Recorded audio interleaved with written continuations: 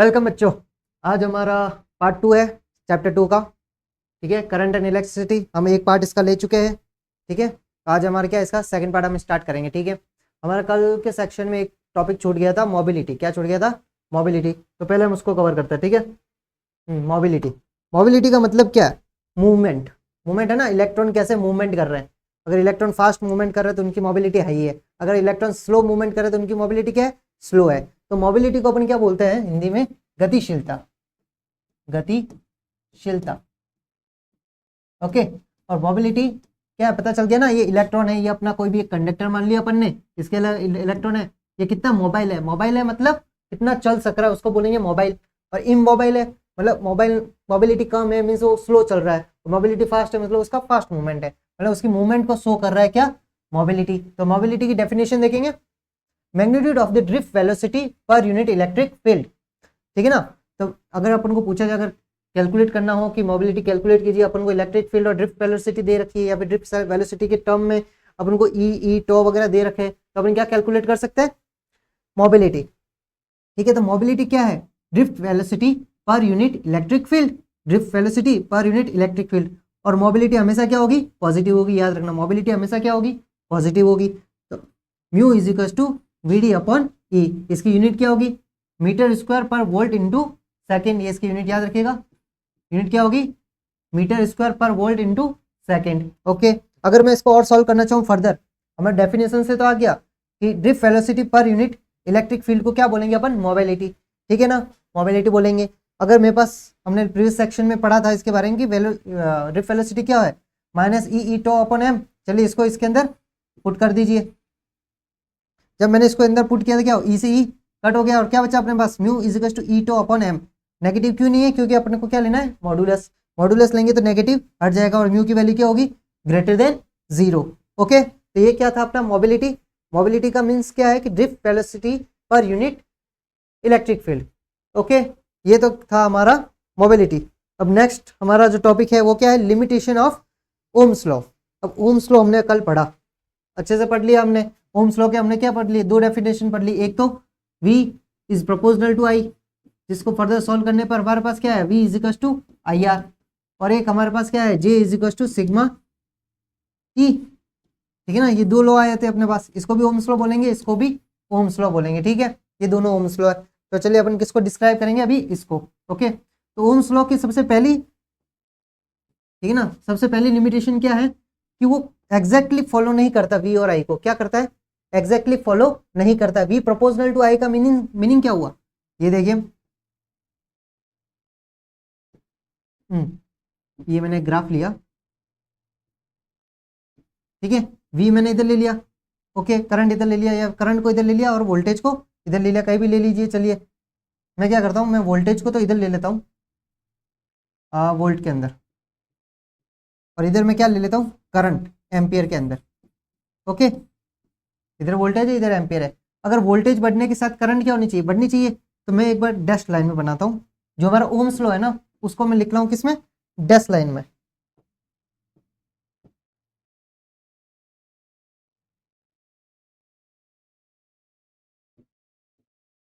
ये क्या बोल रहा है हमारा? Ohm's law. कौन बोलता है ये? Ohm's law. ओम्स लॉ तो क्या बोल रहा है? V proportional to I। तो प्रोपोर्शनलिटी है तो उसके क्या स्ट्रेट लाइन होनी चाहिए थी। लेकिन क्या हो रहा है, जब हम फर्दर इसको प्रैक्टिकली देखते हैं तो V और I में क्या है? थोड़ा तो चलेगा, ये देखिए, लेकिन एग्जैक्टली फॉलो नहीं करता। ये एग्जैक्टली फॉलो नहीं कर रहा। ओके, ये तो क्या है अपना आइडियल। ये केस क्या है? आइडियल कि V is proportional to I। और ये क्या है? Practical case. ठीक है ना, प्रैक्टिकल और आइडियल। तो क्या कंप्लीटली इसको फॉलो नहीं कर रहा है। जो आइडियल होना चाहिए था क्या? V प्रोपोर्शनल टू I, एक स्ट्रेट लाइन होनी चाहिए थी। वो क्या होती है? एग्जैक्टली फॉलो ना करके क्या हो जाता है? थोड़ा सा चलता है, लेकिन क्या करता है? वोल्टेज बढ़ने के साथ थोड़ा सा इसमें क्या वेरिएशन दिखता है। तो ये तो इसकी क्या थी? First limitation. ठीक है ना, फर्स्ट लिमिटेशन क्या है कि V और I एग्जैक्टली इसको अनुपाती, क्या क्या बोलते हैं, सीज प्रोपोर्शनल नहीं है। एग्जैक्टली फिक्स इसको प्रोपोर्शनलिटी नहीं दिखता। फिर इसका सेकंड देखते हैं, अगर हम क्या है कि the relation between V and I depends on the sign of V, ठीक है ना, relation between V and I depends on the sign of V. Means क्या हुआ कि अगर मैं वी का साइन चेंज कर रहा हूं, देखिए रिलेशन क्या बोल रहा है, रिलेशन अपना क्या बोल रहा है, v is proportional to i, सीधी सी बात है कि v i है। अगर मैं क्या करता हूं, v को अगर नेगेटिव करता हूं तो i भी नेगेटिव हो जाना चाहिए उसी फॉर्म में। मीन्स अगर मेरा मैग्नीट्यूड ऐसा था कि 2 वोल्ट पे मेरी करंट मेरे को मिल रही थी 5 एम्पियर, ओके, अगर मैंने वोल्टेज इन्वर्ट कर दी, क्या कर दी, -2 वोल्टेज कर दी, ओके, इन्वर्ट कर दी, तो मेरा करंट क्या हो जाना चाहिए था, मैग्नीट्यूड तो वही रहना चाहिए था ना, -5 एम्पियर हो जाना चाहिए था, तब प्रोपोर्शनलिटी शो करेगा ये, ठीक है ना, v प्रोपोर्शनल टू i। लेकिन ऐसा शो नहीं करता ये, किस केस में, मैं लीनियर और नॉन लीनियर 2 टाइप के डिवाइसेस होते हैं उनकी बात कर रहे हैं अभी। तो ये कौन से डिवाइस में ऐसा शो नहीं करता, उसको कहते हैं डायोड। किसको कहेंगे, डायोड। चलिए, अगर मैं डायोड के लिए कर्व बनाता हूं, ठीक है ना, ये देखिए,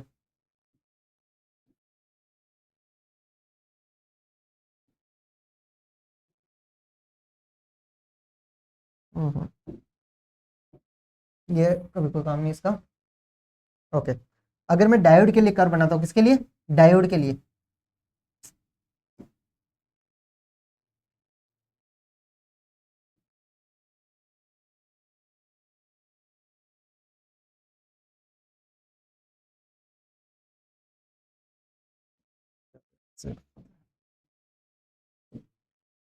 हम्म,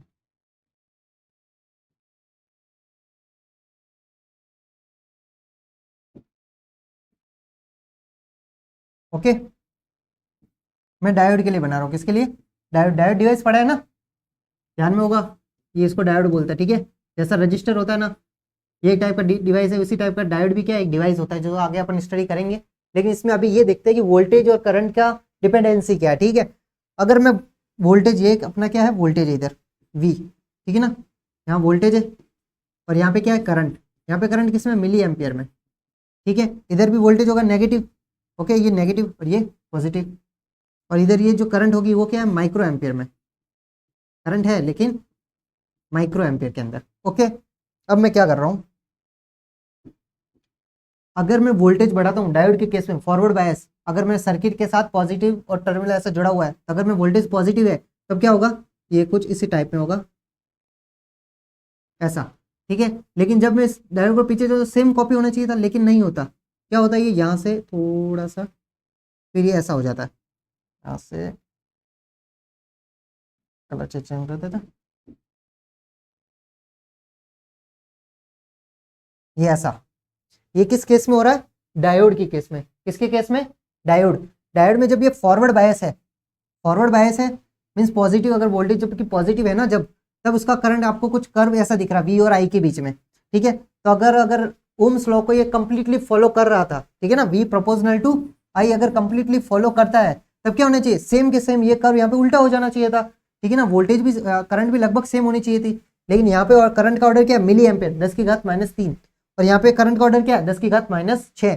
तो मतलब क्या कर रहा है, ओम्स लॉ यहाँ पे फॉलो नहीं हो रहा है। तो ये क्या केस है, डायोड, क्या है, डायोड, डायोड के केस में ओम्स लॉ परफेक्टली फॉलो नहीं होता, क्यों, क्योंकि अगर मैं v का साइन चेंज कर देता हूं तो करंट का मैग्नीट्यूड भी बहुत सारा चेंज हो रहा है और टाइप भी चेंज हो रहा है, ओके। ये यहाँ पे कोई भी वोल्टेज, कट ऑफ वोल्टेज बोलते हैं वगैरह, यहाँ पे ब्रेक डाउन होता है, एवलांस ब्रेक डाउन या जना ब्रेक डाउन, फॉरवर्ड, ये अपना होता है फॉरवर्ड,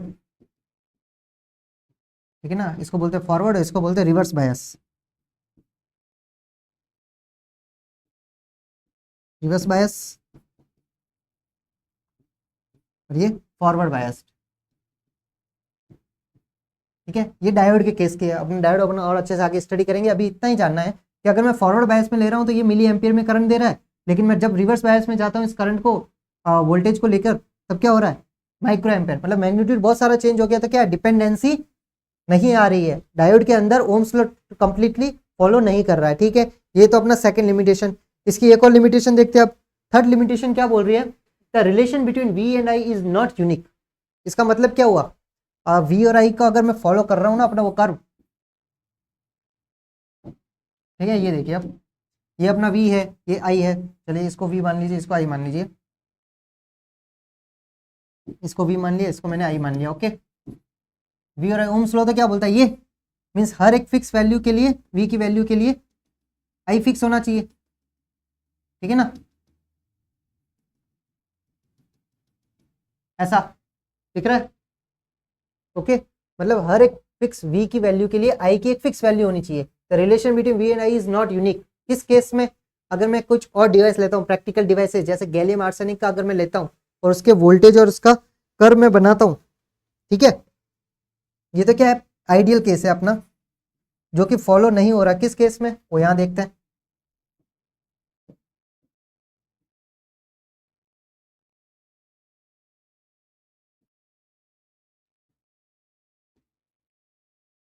ठीक है, यहां तो मैंने क्या ले लिया, वोल्टेज V, और यहां पे मैंने क्या करंट ले लिया, मिली एम्पियर में।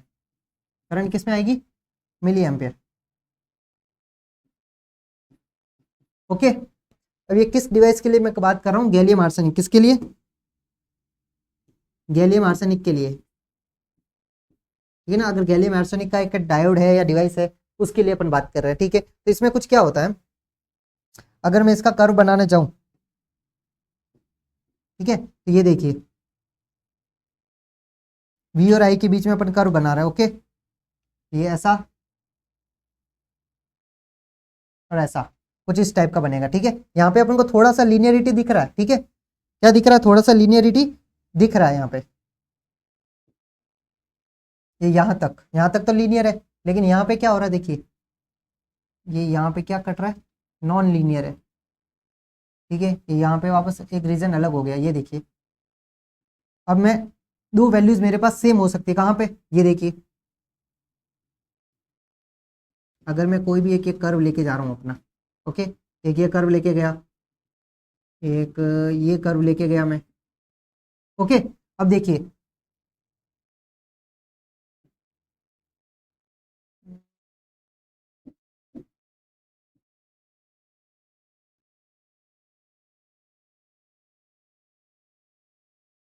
यहाँ पे कोई भी मैंने V की वैल्यू ले ली, एक फिक्स वोल्टेज है ना, फिक्स वोल्टेज में मेरे को करंट की कितनी वैल्यू मिल रही है, एक तो ये वैल्यू यहाँ पे, ठीक है ना, और ये देखिए दो सेम करंट की वैल्यू मिल रही है मेरे को अलग अलग वोल्टेज पर, एक वोल्टेज यहाँ पर है और एक वोल्टेज यहाँ पर है।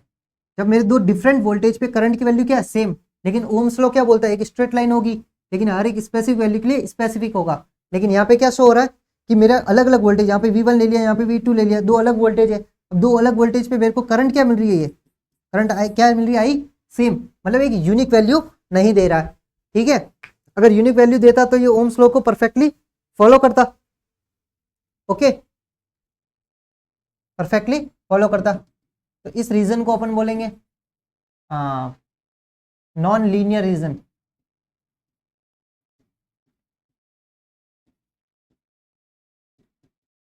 और इस रीजन को देखिए, ये देखिए यहाँ पे नेगेटिव हो गया ना, तो इसको बोलेंगे अपन negative resistance, negative resistance region, ठीक है। ये किसके लिए केस में, अपन गैलियम आर्सेनिक की केस में बात करें, किसके केस में, गैलियम आर्सेनिक। गैलियम आर्सेनिक में क्या हो रहा है, ये अब कर्व देखिए V और I का एक सिनुसॉइडल कर्व कैसा बन रहा है, टेढ़ा मेढ़ा सांप के जैसा कर्व बन रहा है। तो एक दो अलग अलग वोल्टेज पे मुझे करंट की एक वैल्यू मिल रही है, जो कि ओम्स लॉ को फॉलो नहीं कर रहा। ओम्स लॉ तो क्या बोल रहा है, V is proportional to I, एक स्पेसिफिक वैल्यू V के लिए स्पेसिफिक वैल्यू ऑफ I होगी, लीनियर कर्व बता रहा है। लेकिन यहाँ पे अपने ऐसा कर्व नहीं बन रहा है, और कर्व ना बनने से क्या हो रहा है, ये फॉलो नहीं कर रहा। लेकिन क्या ऐसा, ये प्रैक्टिकली डिवाइस है, मतलब ये तो एग्जिस्ट करते हैं, लेकिन कहाँ पे फेल यहाँ पे क्या हो रहा है, ओम्स लॉ। तो ओम्स लॉ सिर्फ लीनियर डिवाइस के लिए काम करता है, किसके लिए, लीनियर डिवाइस के लिए, वो भी परफेक्टली काम नहीं करता, कुछ वेरिएशन डेविएशन हमें दिखता है। लेकिन ये क्या है, प्रैक्टिकल डिवाइसेस, गैलियम आर्सेनिक हो गया, डायोड हो गया, कैपेसिटर्स हो गया, ये सब क्या एक्टिव पैसिव डिवाइस। जो फर्दर अगर आगे आप स्टडी करेंगे उसमें आपको पता चल जाएगा कि एक्टिव डिवाइस क्या होता है, पैसिव डिवाइस क्या होता है, लीनियर नॉन लीनियर उस केस में। तो ठीक है ना, ओम्स लॉ सिर्फ लीनियर के लिए, लीनियर डिवाइस के लिए फॉलो होगा, नॉन लीनियर के लिए फॉलो नहीं होगा। तो ये अपनी क्या थी, limitations of Ohm's law. Okay, ये हमारे आज पहला टॉपिक हो गया। फिर और आगे बढ़े, चलिए अब हमारा क्या है, रजिस्टिविटी ऑफ वेरियस मटेरियल, छोटा सा पॉइंट है ये, मीन्स आप अलग अलग टाइप के जो मटेरियल लेंगे ना उनकी रेजिस्टिविटी कैसे होगी। तो हमारे पास तीन मेन स्पेशली हमारे पास तीन है। पहला कंडक्टर, पहला क्या है कंडक्टर, सेकंड क्या है सेमी कंडक्टर,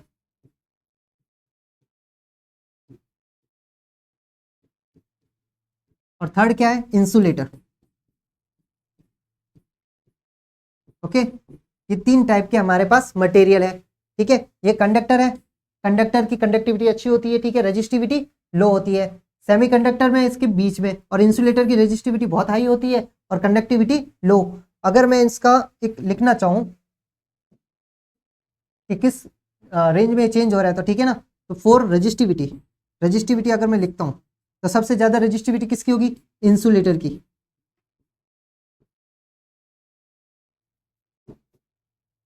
इंसुलेटर। उससे कम सेमीकंडक्टर और सबसे कम कंडक्टर। ठीक है, और अगर मैं कंडक्टिविटी की बात करूं किसकी कंडक्टिविटी जो कि इसकी उल्टी है तो इसको उल्टा लिख दिया, सबसे ज्यादा कंडक्टिव कौन होता है कंडक्टर, उसके बाद कौन होता है सेमीकंडक्टर, और सबसे कम कौन होता है इंसुलेटर। ठीक है ना, ये तो क्या था रजिस्टिविटी के बारे में कि जो कंडक्टर होते हैं उनकी रजिस्टिविटी बहुत हाई लो होती है, फिर सेमीकंडक्टर, फिर इंसुलेटर। और क्यों, क्योंकि इनमें वो फ्री इलेक्ट्रॉन वगैरह कंसेप्ट है। ठीक है ना, बैंड गैप, बैंड गैप से आप और डिस्क्राइब कर सकते हैं कि जिसका बैंड गैप ज्यादा होगा उसमें इलेक्ट्रॉन का क्या होगा जंप नहीं होगा। जैसे छोटा सा ये देख लीजिए,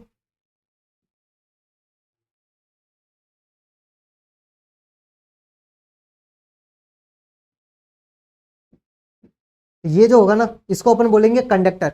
यहाँ पे ये होता है इसका कंडक्शन बैंड, ये होता है वैलेंस बैंड, इसको बैंड थ्योरी बोलते हैं। ये कंडक्शन बैंड, ये वैलेंस बैंड, ये कंडक्शन बैंड, ये valence band.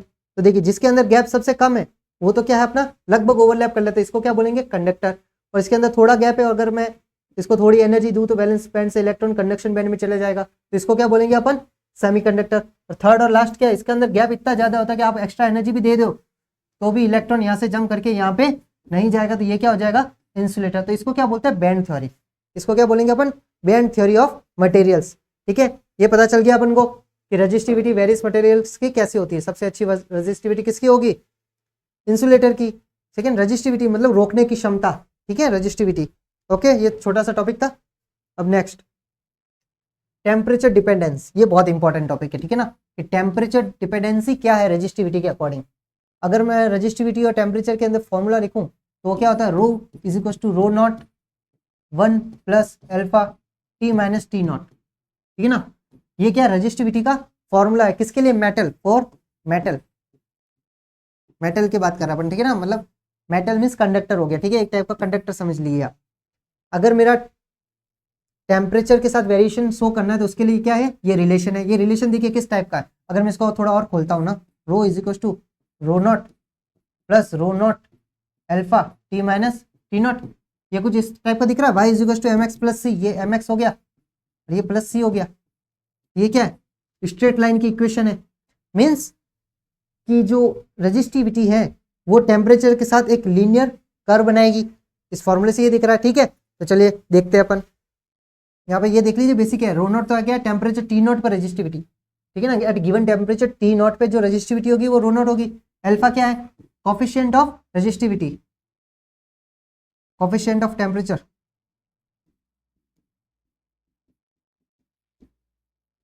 Coefficient of temperature for resistivity. Okay, alpha क्या है कोफिशिएंट ऑफ टेम्परेचर और रेजिस्टिविटी, और इसकी यूनिट क्या होगी, इसकी अगर यूनिट लिखना चाहे तो वो क्या होगी टेम्परेचर इनवर्स।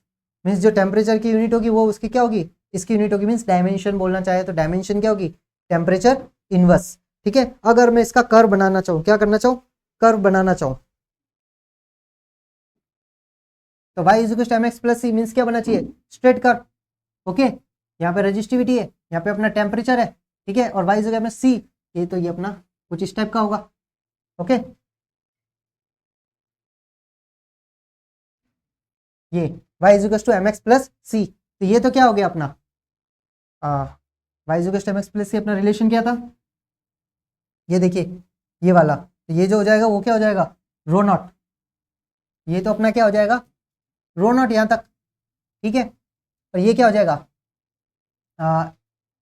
एम, एम इसमें क्या होगा, रो नॉट अल्फा, ठीक है, रो नॉट अल्फा मान लीजिए इसका एम, ठीक है। तो एक कर्व इस टाइप का कुछ बनेगा, रजिस्टिविटी का जो कर्व बनेगा ना वो किस टाइप का बनेगा, कुछ इस टाइप का बनेगा। आइडियली बोल रहे, ठीक है ना, ये आइडियली कर्व है रजिस्टिविटी और टेम्परेचर के बीच में, ओके। लेकिन अगर जब मैं प्रैक्टिकल कर्व लेने जाता हूँ, इसका क्या प्रैक्टिकल कर्व, वो थोड़ा सा इससे अगर मैं बनाना चाहूँ और कॉपर, ठीक है ना, कॉपर के लिए बनाते हैं अपन, ये कॉपर के लिए आपके बुक्स में भी दे रखा है, तब वो कुछ इस टाइप का बनेगा, ओके। थोड़ा सा वेरिएशन है, बिल्कुल मतलब एग्जैक्टली फॉलो नहीं कर रहा y equal to mx plus c को, लेकिन क्या थोड़ा सा वेरिएशन आता है। यहाँ पे 0 केल्विन से ये स्टार्ट हो रहा है, ये अपना रो है और ये अपना टेम्परेचर T है, ठीक है। तो ये कुछ कर्व इस टाइप का बनता है, किसके लिए, कॉपर के लिए, ठीक है ना, ये कॉपर के लिए था। ये किसके लिए, नाइक्रोम, ये नाइक्रोम के लिए, ठीक है ना। निकल, क्रोमियम और आयरन, निकल, क्रोमियम और आयरन के लिए जो रजिस्टिविटी और टेम्परेचर के बीच में कर्व है वो कुछ इस टाइप का है, ठीक है ना। ये अपने क्या बता रहा है, स्पेसिफिक, डेविएशन बहुत कम है, ठीक है ना, डेविएशन बहुत कम है, मीन्स टेम्परेचर के साथ एक फिक्स लीनियर चल रहा है। लेकिन ये क्या, ये एक डेविएशन शो कर रहा है, लेकिन ये ऐसा डेविएशन नहीं कर रहा है, तो क्या है नाइक्रोम, ये अपने इसलिए यूज भी किया जाता है बहुत सारे डिवाइसेस में। क्यों, क्योंकि ये टेम्परेचर के साथ एक फिक्स डेविएशन बता रहा है, ठीक है ना, कंटिन्यूटी है। लेकिन यहाँ पे कंटिन्यूटी नहीं है, ये क्या है अपने प्रैक्टिकल है, प्रैक्टिकल कर्व बोलेंगे ना तो वो ये है, और आइडियल बोलेंगे तो अपन थोड़ा वो ले लेते, क्या आपने अप्रोक्सीमेशन ले लिया, क्या ले लिया, अप्रोक्सीमेशन, जिसकी वजह से अपने स्ट्रेट लाइन आ गया। लेकिन इसमें अपने क्या बन लिया कि ये जो है ना कुछ इस टाइप का होता है, ओके। और थर्ड और एक कर्व अगर मैं बनाना चाहूं, किसके लिए, सेमीकंडक्टर के लिए, सेमीकंडक्टर के लिए अगर मैं टेम्परेचर और रजिस्टिविटी के बीच में कर्व बनाना चाहूँ ना तो कुछ इस टाइप का बनेगा, ठीक है। ये कुछ इस टाइप का रजिस्टिविटी और टेम्परेचर के बीच में जो कर्व होगा वो इस टाइप का बनेगा, किसके लिए, सेमीकंडक्टर, एससी क्या बोलेंगे अपन, सेमीकंडक्टर। तो ये तो क्या थे, रजिस्टिविटी और टेम्परेचर के बीच में डिपेंडेंसी, क्या है, डिपेंडेंसी। मीन्स आप अगर टेम्परेचर बढ़ाओगे तो रजिस्टिविटी क्या होगी, बढ़ेगी बढ़ेगी, लेकिन सेमीकंडक्टर में क्या होगी, घटेगी। इसका भी रीजन क्या है, बैंड थ्योरी से अपन दे सकते हैं, ओके। मीन्स मेटल के लिए तो क्या है, टेम्परेचर बढ़ने पर रजिस्टिविटी बढ़ेगी, लेकिन सेमीकंडक्टर की केस में टेम्परेचर के बढ़ने पर रजिस्टिविटी क्या होगी, घटेगी, ठीक है ना। देखिए और मेटल, अगर मैं मेटल की बात कर रहा हूं, ठीक है ना, तो अगर मैं टेम्परेचर बढ़ाता हूं, टेम्परेचर को बढ़ाता हूं तो रजिस्टिविटी क्या होगी, बढ़ेगी, और कंडक्टिविटी क्या होगी, घटेगी। मीन्स अगर आप मेटल का कोई वायर ले रहे हैं, ठीक है ना, और उसके अगर आप गर्म कर रहे हैं, टेम्परेचर बढ़ा रहे हैं, तो उसकी क्या होगी, कंडक्टिविटी कम हो जाएगी। ऐसा नहीं कि सर टेम्परेचर बढ़ाने से इलेक्ट्रॉन फास्ट मूव करेंगे तो और ज़्यादा कंडक्टिविटी होगी, नहीं। क्यों, क्योंकि ये देखिए ये अपना एक वायर है, ठीक है, इसके अंदर इलेक्ट्रॉन्स है बहुत सारे, फ्री इलेक्ट्रॉन है ना बहुत सारे, ठीक है। जब मैंने इसको हीट किया, क्या किया, अगर मैंने इसको हीट किया यहाँ पे, ठीक है, हीट करने पे क्या होगा, इनको हीट एनर्जी मिलेगी, हीट एनर्जी मिलने से क्या होगा, इनका ब्राउन इन मोशन होगा बहुत सारा, ठीक है ना। और बहुत सारा ब्राउन इन मोशन होने से क्या होगा, ट्रैफिक जाम होगा, ट्रैफिक जाम। देखिए अगर रोड है, रोड तो इतना ही है अपने पास, ठीक है, ऐसा है नहीं कि रोड बढ़ जाएगा, ये अपना रोड है एक, ओके, सिंगल लाइन। अगर सिंगल लाइन में बहुत सारी गाड़ियां आ गई बड़ी बड़ी, और एक साथ में बहुत सारी गाड़ियां इधर से भी इधर से भी, कुछ इधर से आ रही है कुछ इधर से आ रही है, तो क्या होगा, अटक जाएगा ना सारा, गाड़ी आगे नहीं जाएगी, गाड़ी आगे नहीं जाएगी तो क्या, ट्रैफिक जाम हो गया। तो ट्रैफिक जाम होने की वजह से क्या होगा, रिलैक्सेशन टाइम बहुत कम हो जाएगा, रिलैक्सेशन टाइम कम हो जाएगा, मीन्स इनके आपस में टक्कर बहुत फास्ट होगी, बहुत जल्दी होगी। और रिलैक्सेशन टाइम के घटने से क्या होगा, अपना पास फॉर्मूला था ना, कंडक्टिविटी क्या आई थी, sigma is equal to n e square tau upon m, n e square tau upon m, कुछ यही फॉर्मूला था कंडक्टिविटी का, ठीक है। अगर मैं रिलैक्सेशन टाइम बढ़ा दूंगा तो क्या होगा, कंडक्टिविटी मीन्स रिलैक्सेशन टाइम अगर घट जाएगा ना, एक स्पीड बढ़ रही है, ठीक है, तो आपस में बहुत सारा झगड़ा हो रहा है इनके बीच में, तो रिलैक्सेशन टाइम क्या हो जाएगा, कम हो जाएगा। अगर रिलैक्सेशन टाइम कट रहा है तो कंडक्टिविटी भी क्या हो जाएगी, घट जाएगी, और इसका उल्टा वहां पे हो जाएगा रिलैक्सेशन टाइम, ठीक है। तो ये क्या होता है कि अगर मैं टेम्परेचर बढ़ाता हूं तो high high amount of traffic jam होगा इलेक्ट्रॉन्स का, क्योंकि ब्राउन में बहुत सारा मोशन हो जाएगा, ट्रैफिक जाम हो जाएगा, ट्रैफिक जाम होने से रिलैक्सेशन टाइम कम हो जाएगा, रिलैक्सेशन टाइम कम हो जाएगा, उसकी वजह से कंडक्टिविटी कम हो जाएगी, और कंडक्टिविटी कम हो जाएगी उसकी वजह से रेजिस्टिविटी बढ़ जाएगी। ये किस केस में था? मेटल के केस में। लेकिन अगर मैं सेमीकंडक्टर का केस में जाता हूं, किसमें? फॉर सेमीकंडक्टर, फॉर सेमीकंडक्टर, ठीक है ना। सेमीकंडक्टर जो मैटर और इंसुलेटर के बीच में जो भी आएंगे ना वो सेमीकंडक्टर है। इस केस में क्या होता है, अगर मैं टेम्परेचर बढ़ा रहा हूं तो रजिस्टिविटी क्या होती है? घटती है, और कंडक्टिविटी क्या होती है? बढ़ती है। क्यों? वो हम बैंड थ्योरी का है जो मैं पहले भी बता चुका हूं। ये कुछ बैंड होते हैं, ठीक है, ये फर्मी एनर्जी लेवल होता है, ये इसको कंडक्शन बैंड बोलते हैं, इसको वैलेंस बैंड बोलते हैं। ओके, यहाँ से इलेक्ट्रॉन को अगर मैं मतलब इलेक्ट्रॉन की इसमें वो फ्री इलेक्ट्रॉन जो कंडक्टर होते हैं ना उतने इसमें नहीं होते।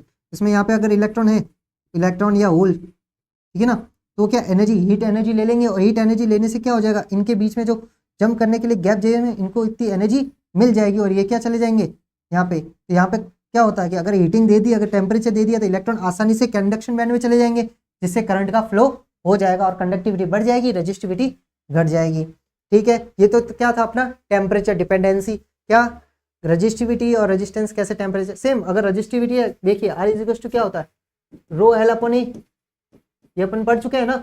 मीन्स अगर रजिस्टिविटी बढ़ रही है तो रेजिस्टेंस भी क्या होगा, बढ़ेगा। मीन्स रेजिस्टेंस और रजिस्टिविटी का सेम रिलेशन है, ठीक है ना, टेम्परेचर के साथ। अगर टेम्परेचर बढ़ेगा तो रेजिस्टेंस भी बढ़ेगा। ओके, चलिए नेक्स्ट हमारा टॉपिक क्या है, इलेक्ट्रिकल एनर्जी। इलेक्ट्रिकल एनर्जी, अब इलेक्ट्रिकल एनर्जी क्या होती है ये समझिए। एनर्जी क्या, work done.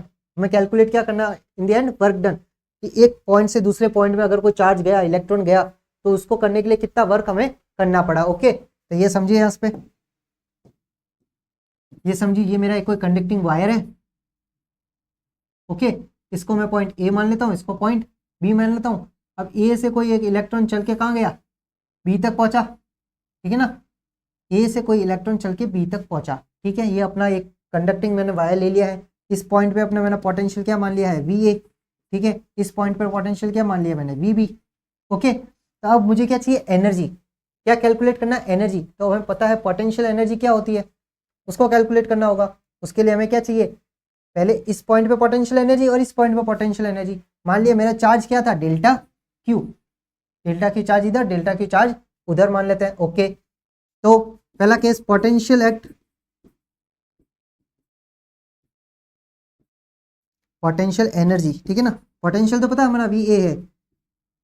Potential energy at point A, point A पे पोटेंशियल एनर्जी क्या हो जाएगी, यू ए। यू ए क्या होगा, क्यू वी, डेल्टा क्यू, और वी क्या है, ए है, तो वी ए लिख लीजिए, इक्वेशन नंबर 1। अब same potential energy at point B, तो क्या लिखेंगे, यू बी। यू बी क्या हो जाएगी, डेल्टा क्यू, सेम चार्ज वही है, डेल्टा क्यू यहाँ पे था, यहाँ पे लेके आगे चलिए, delta q V B, equation number 2, ठीक है ना। ये तो क्या हो गया पोटेंशियल एनर्जी यहाँ पर और यहाँ पर। अब मुझे पोटेंशियल एनर्जी डिफरेंस निकालना होगा, क्या, चेंज इन पोटेंशियल एनर्जी। वही तो हमारा वर्क डन होगा। एनर्जी यहाँ से लेके यहाँ तक जाने में, तो फाइनल एनर्जी को माइनस कर दो फाइनल में से इनिशियल को, ठीक है ना। चेंज इन पोटेंशियल एनर्जी, ठीक है ना। चेंज इन पोटेंशियल एनर्जी क्या हो जाएगा अपने, डेल्टा यू पोटेंशियल निकालना था, क्या, U final means U B minus U A, means final point पे जो एनर्जी है उसमें से इनिशियल पॉइंट की एनर्जी माइनस कर दो, ठीक है। तो क्या था final, delta q V B minus delta q V A. Okay, delta q को बाहर ले आओ, delta q V B minus we A. Okay, ये तो हो गया हमारे ये। अब एक बात ये रह गई कि अगर वी से बी पे लेके जाना है तो अगर वर्क डन करना होगा तो बी का पोटेंशियल क्या है, लो होना चाहिए, ठीक है ना। अगर ए से कोई जा रहा है तो क्या यहाँ पे क्या होगा, V A is greater than V B, ठीक है ना। आराम से जा रहा है, अपन को बाहर से कोई काम नहीं करना पड़ रहा है, ठीक है ना, ये अंदर ही काम कर रहा है अपना। तो पोटेंशियल ए का क्या होना चाहिए, ज़्यादा। ओके, वी ए जब minus we B, V A अगर ग्रेटर देन वी बी है तो V B minus we A क्या नेगेटिव आएगा, ठीक है। तो नेगेटिव आ जाएगा तो क्या हो जाएगा, minus delta q.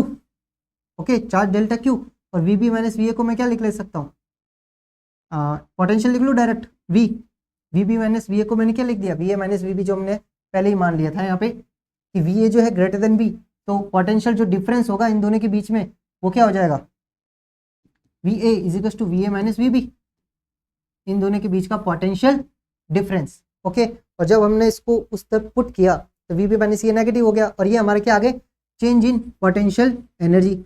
Okay, easy सा था, तो यही हमारा वर्क डन होगा। अगर मैं इसको काइनेटिक एनर्जी के लिए लिखना चाहूँ, किसके लिए, kinetic energy from the conservation of energy, from the conservation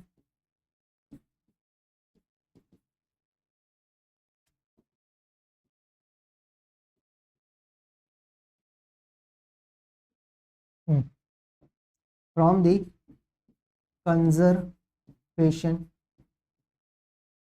of energy, ठीक है ना। अब कंजर्वेशन एनर्जी क्या बोलती है कि डेल्टा यू जो है potential is equal to minus का डेल्टा काइनेटिक एनर्जी, ठीक है ना। पोटेंशियल एनर्जी जो होगा वो equal to negative kinetic energy है, क्यों, क्योंकि कंजर्वेशन ऑफ एनर्जी क्या बोलती है, U plus K is equal to constant, ठीक है।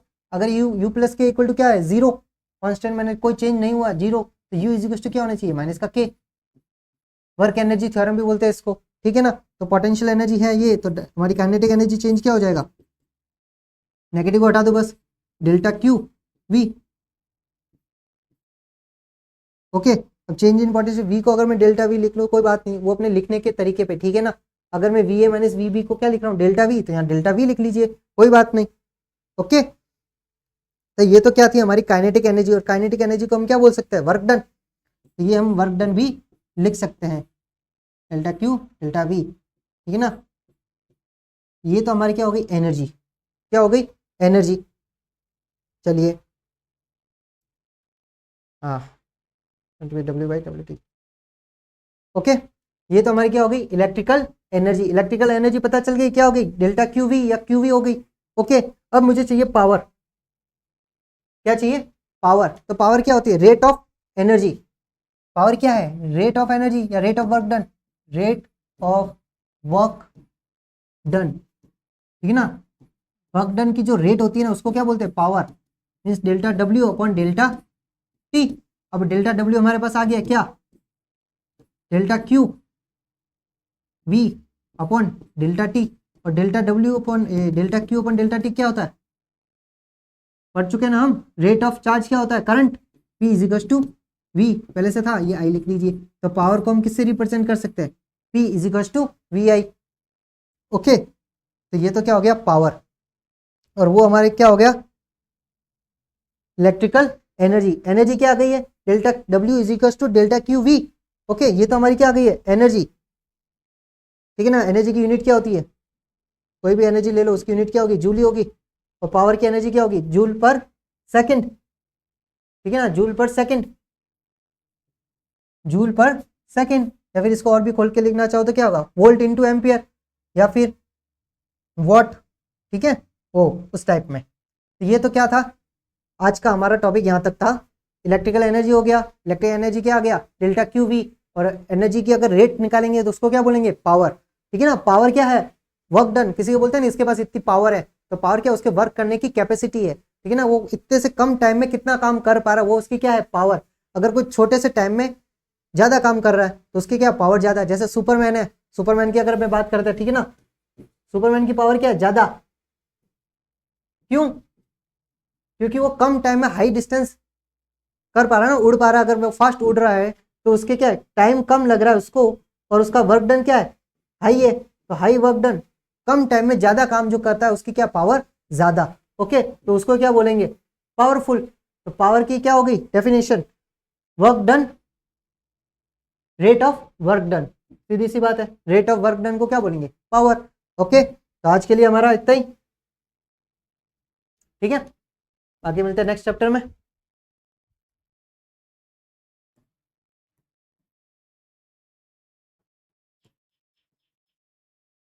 Okay, bye bye.